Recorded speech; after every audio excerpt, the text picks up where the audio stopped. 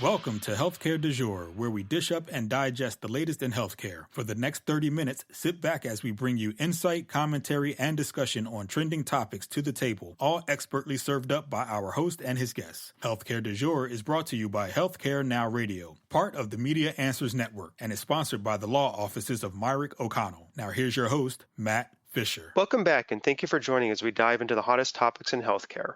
I'm your host, Matt Fisher. On the menu today is Ken Jenkins, Chief Technology Officer at Bylight Cyberspace Operations. Welcome, Ken. Hey, thanks for having me. So, Ken, it's great to have you on. And when I first get going with the recording, I always like to let my guests have an opportunity to provide a little bit more background in terms of who you are and what you do. So the floor is yours. Yeah, thank you. So I'm Ken Jenkins. As you mentioned, I'm the Chief Technology Officer of Bylight Cyberspace Operations Vertical. I have about 24 years of experience in IT and cybersecurity. I'm really kind of passionate about red teaming, penetration testing, threat hunting, different types of adversary emulation, and incident response. I kind of consider it a hobby and a career overlapping, which is great. I'm also a retired Army officer. I was a warrant officer in the Army, focusing on IT and cyberspace operations. I spent a significant time within the Army's Criminal Investigation Command, the Army Cyber Command, the United States Cyber Command, and then the National Security Agency. Before I left active duty, I spent quite a bit of time helping build out the cyber mission force, and what would the organizations look like, what would the folks get for training, that was a good way to kind of close out a 20-year career. I do like working. I do like competing in capture the flag events. Some of those are crypto challenges. Some of them are like hacking red versus blue type of exercises. And I find myself spending a lot more time being a mentor. So I'm really kind of embracing that. That's not something I spelled out years ago and said I would do that. It's always something I wanted to do, just inherent to the job. But over the years, I'm really starting to embrace and spending time and kind of formalizing that process. And then I was fortunate enough throughout my career to get some really good training with industry. So I spent significant time at Microsoft, with Cisco, and then with SANS and GIAC. Those are kind of the industry leaders in cybersecurity training. Yeah, that's and the biggest one. And last but not least, but I'm also a father of two kids. Yeah, and I'm sure the kids take up the most amount of your time, and even with all the challenges that cybersecurity and digital technology might bring, probably the most challenging thing you faced in your life too. Oh yeah, I mean the social distancing. While it's it's keeping us away from others. It's really, this is probably the most time I've ever spent with my family, like day and night. I actually advised my team to start working remotely about a month ago when the pandemic started. So it's been interesting. It's been interesting spending that additional time with my family, really getting to know them at a different level than the normal grind of 9 to 5. And definitely that's a fact. Yes. Yeah. And I'd actually kind of like to go back to part of the background in your work history in your life that you were talking about, and kind of would be very interested to hear, how you see the distinctions between the work you're doing while in the military and then, how the public sector, I guess the non-military sector, approaches cyberspace and cybersecurity. Yeah. So these other sectors, a lot of them are highly regulated. So, they definitely have a compliance component to them. So I see compliance has a lot more priority and precedence than actually being able to defend yourself, in cyberspace. I've noticed that whereas in DoD or the government agencies I worked across, there it's, can we defend ourselves? Can we detect an adversary? It's a much more proactive way of doing business. But I think a lot of that is because of the awareness of threats. Our government agencies are being targeted every day. They kind of understand their threat profile or the threat. They have a threat model They attempt to reduce the threat through mitigations, through transference, or just eliminating the risk altogether. So a much different approach to protecting protecting their networks, protecting their private information. Also, the government has logical separation with classified networks. A lot of private sector or public sector organizations just cannot afford to stand up a second and third network that mimics their business operations. So I would say that's probably the biggest distinction. I think one thing also is in private sectors, like say a highly regulated industry such as finance, financial sector. People stay a little longer. They get really good at their job. The expertise can be much deeper. But I think it all comes down to leadership and task organizing, providing a vision, understanding your threats. I think the government, specifically the military or DoD, does that very well. Yeah, the mindset that you were just describing, really seems to hone in on what could be really a fundamental problem.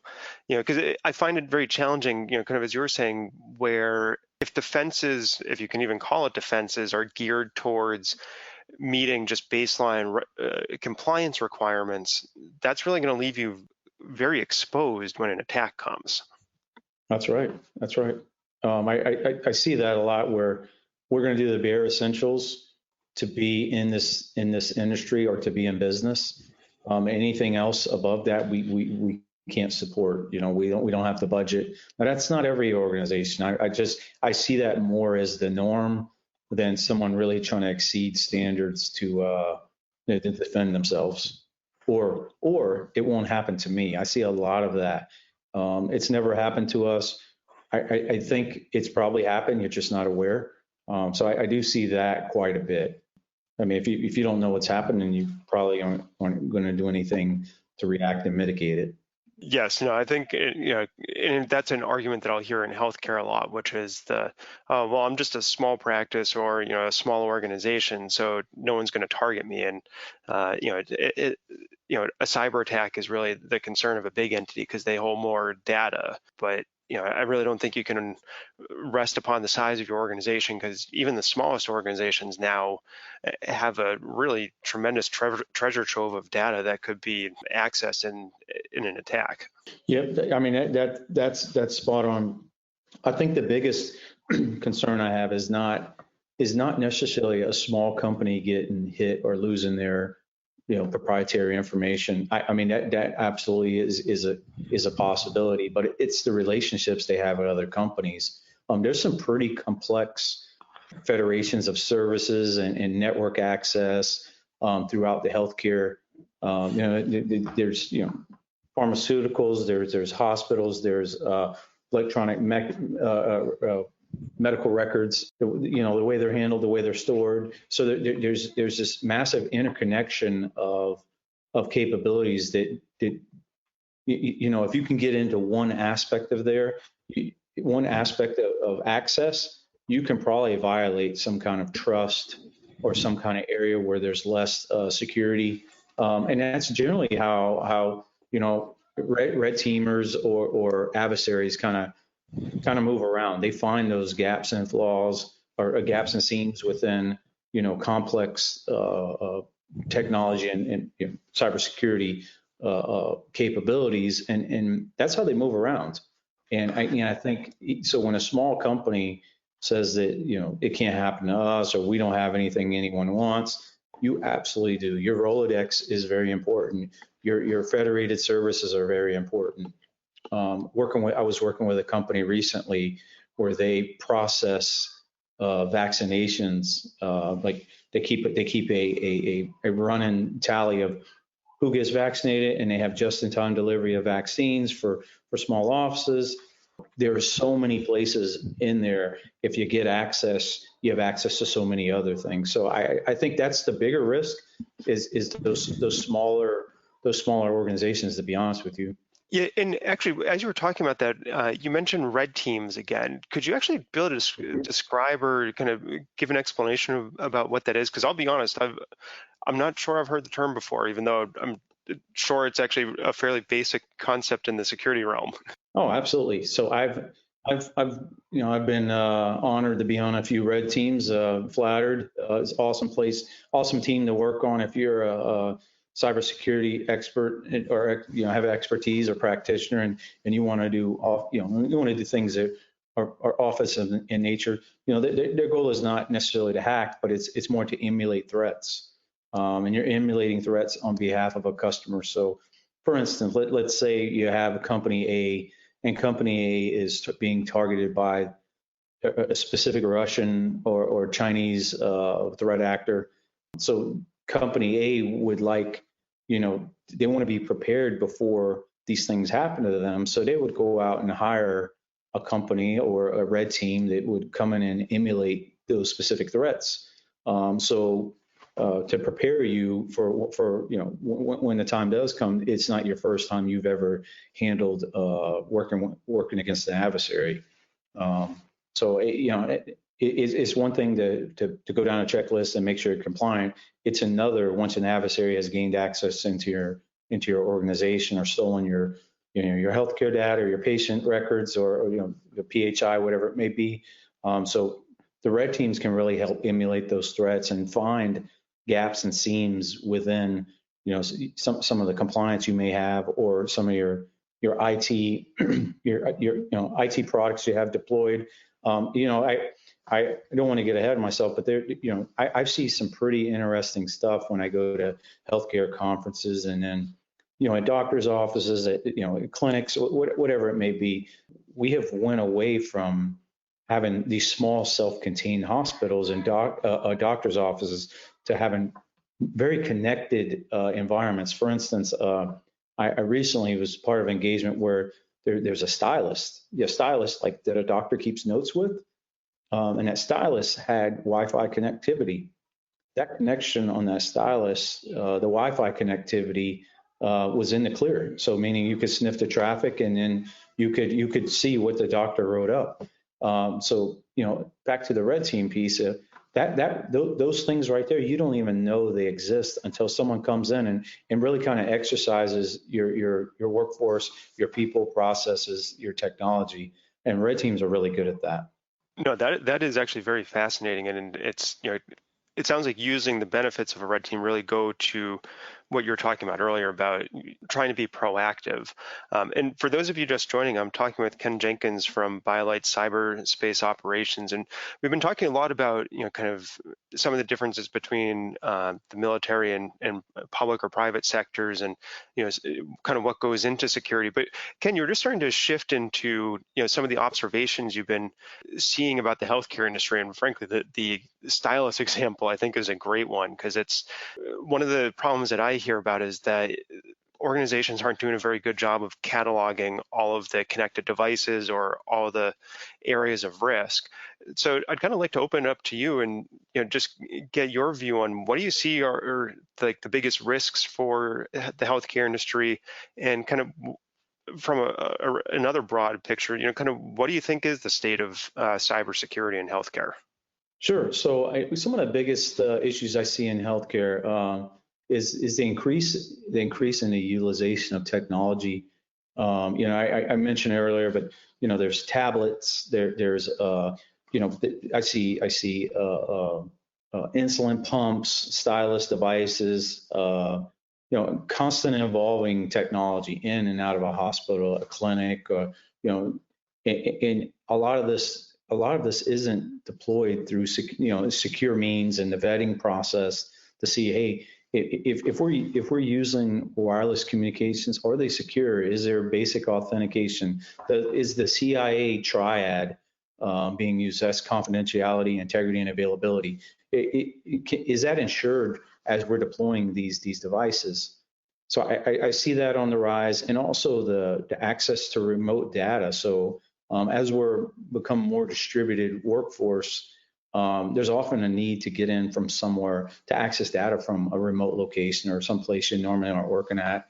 A doctor may be out and about and be on their phone, or they may be in using Wi-Fi at a coffee shop, but they generally have similar access of similar access where they can go in and continue working. So also partnering, there's massive use of electronic medical records across the sector. It's not just for the doctor. It could be, shared throughout the healthcare industry.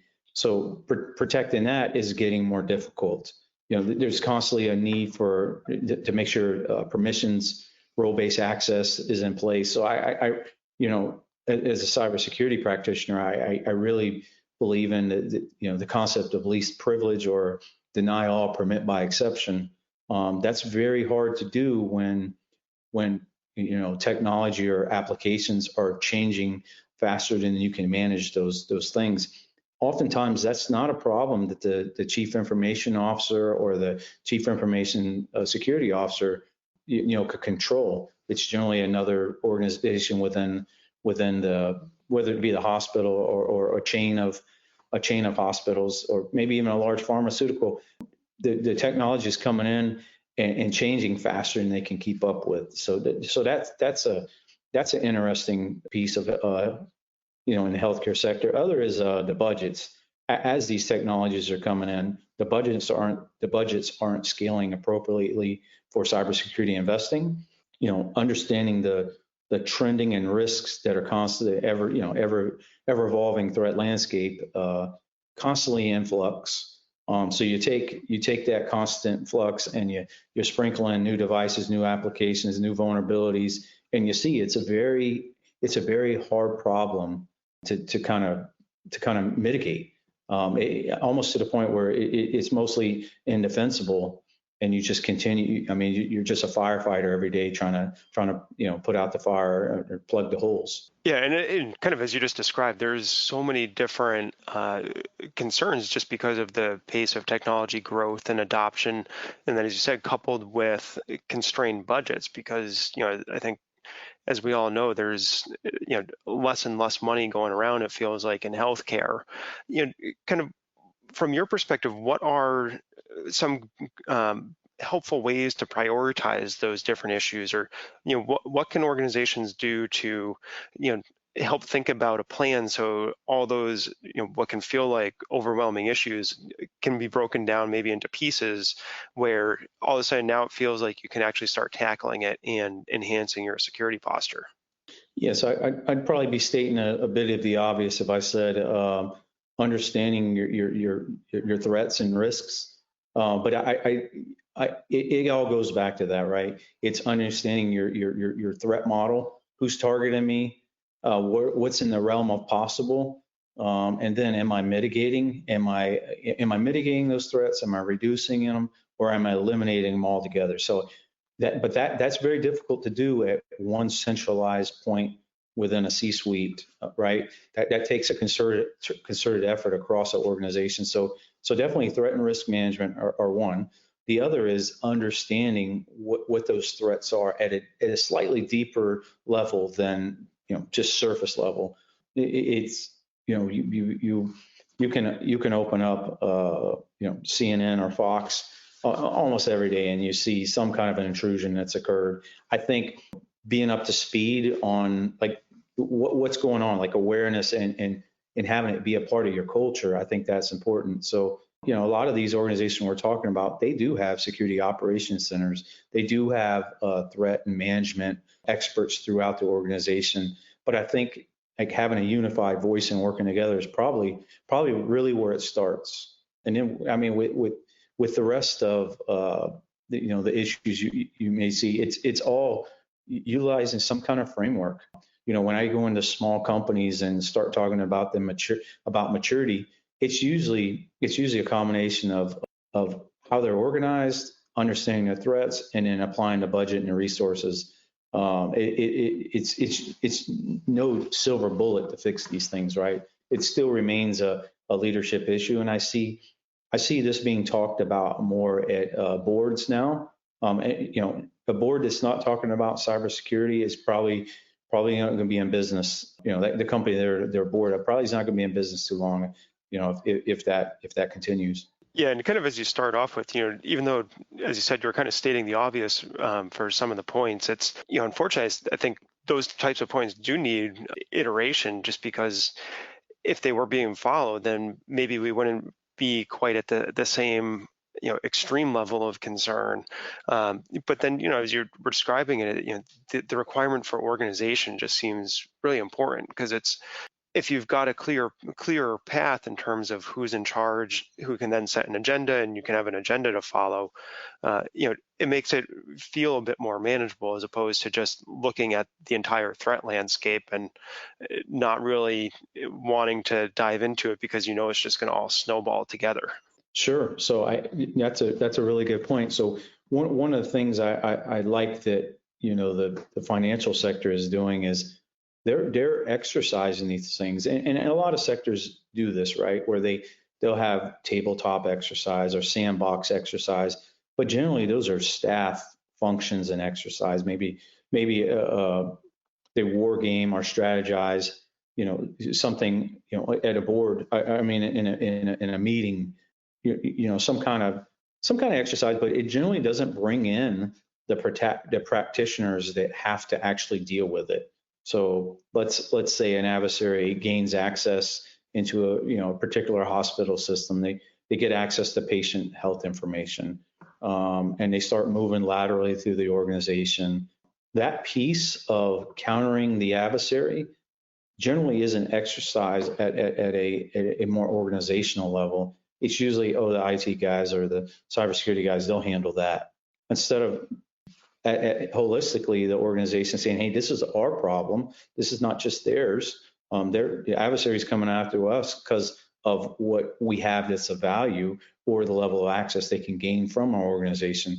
That's completely an organization issue. So I think exercising not only at tabletop exercise, but also doing actual hands-on exercises where everyone's kind of in play for that exercise. Yeah, being able to see an exercise like that happen from throughout an organization would be very interesting to see, because it's I hear the argument against it, whether it be in healthcare, even within the legal industry, of, well, we don't want to simulate an attack or simulate an experience like that, because we don't want to have lost productivity time, or have a concern where maybe it's diverting attention away from the primary business. But then it seemed the counter is, well, wouldn't it be better to have it be in arguably a controlled environment, as opposed to having the fire drill and not knowing if your plans are actually going to work when an actual event occurs? Because frankly, from my perspective, it really is a when as opposed to an if.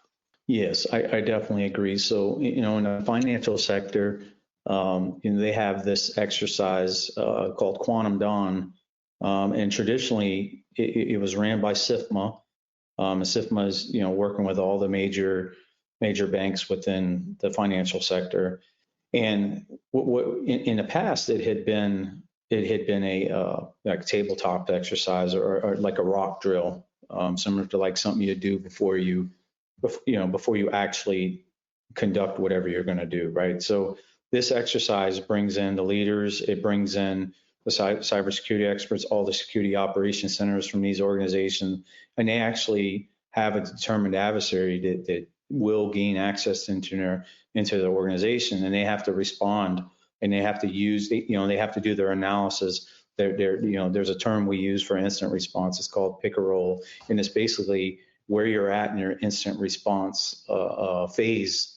And some of the phases are iterative, but you stick to that as you're dealing with this particular intrusion.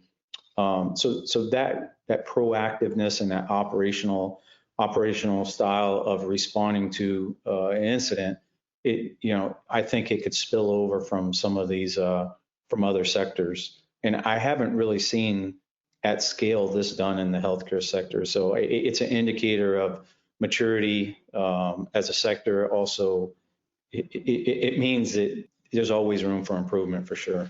Yeah, no, room for improvement, and I think is definitely an accurate statement, and one that would probably apply even in a mature industry or a mature situation. And Ken, believe it or not, as we're already kind of winding towards the end of our time, given all that we've talked about, I'd like to see if you have a crystal ball that you might be able to look into and kind of offer a prediction as to what you think the landscape is going to look like, say by the end of the year, because obviously right now, in the middle of the pandemic, there's so much disruption across all levels of basically every industry and every aspect of life that you can think about. So, kind of what do you see the cybersecurity landscape looking like as we hopefully come out of the pandemic period and return to, I'm not even sure if you can call it a normal life at that point? Sure. So I think the pandemic's done a lot for security, not specific just to cybersecurity, but my wife, she's a ICU nurse, and one of the things I noticed right away is the physical security on all these hospitals has went through the roof. I mean, there's guards outside as you walk in. There's procedures. The PPE that they're wearing, private protective equipment that they're wearing, has went up. The fact that they've had to make investments like this to protect healthcare employees or healthcare practitioners, I think it's a very telling sign of what you need to be prepared for. Cybersecurity, same thing.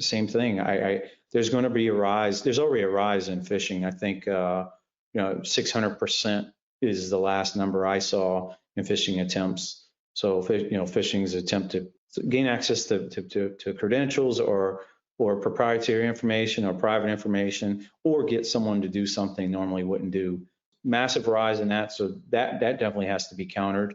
I'm a little concerned with the Office of National Coordination on the Cures Act with healthcare records going to be accessible to patients. I think they should have access to their patients, but I don't know that the healthcare sector is ready to protect another level of another type of access for clients. So I'm a little concerned with that. The structure of how they're going to share data through API calls and whatnot. I'm concerned with that. But I think through all this, there's going to be a heightened awareness of security. There's probably going to be more breaches this year, just because when your stress is elevated and there's a bit of chaos or panic going on in the world, you can come a bit complacent on the things that really matter because you're living in the moment. So I do think we'll see a rise in intrusions in IP or theft. PHI information. I do believe it will get worse before it gets better, but I think it's also necessary for the healthcare sector to kind of to see this. It's unfortunate that it has to happen this way, but it will inform cybersecurity investing and spending, and I think priorities will change drastically over this next calendar or fiscal year. Yeah, and that is a lot to digest. And kind of as I said, believe it or not, we're already out of time. I want to thank my guest, Ken Jenkins, for a great conversation today. Thanks, Matt. Appreciate it. Thanks for having me. And thank you to everyone listening. Keep the dialogue going and connect with me at #HCDEJURE. I'm Matt Fisher. Until next time.